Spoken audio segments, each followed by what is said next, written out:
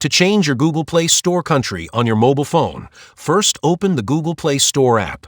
Wait for it to load, then tap on your profile picture in the top right corner. From the menu that appears, choose Payments and Subscriptions. In this section, tap on Payment Methods. Scroll down until you see More Payment Settings and tap on it. This will open a new page in your browser. On the left side of this page, tap the 3 horizontal lines to open the menu. From this menu, select Settings. Here you will find the option to edit your country or region. Tap on it. The system will ask you to create a new profile. Tap Create New Profile. Then tap Continue. Now you can choose the country you want to switch to.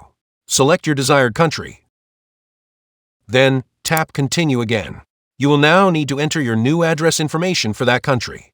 Carefully fill in the form with the correct details. Once you have entered everything, tap Submit. Your Google Play Store location will now be changed to the new country you selected. This will update the apps, games, and content available to match the new region. That's it, your change is complete. For more tech tips like this, make sure you subscribe to our channel.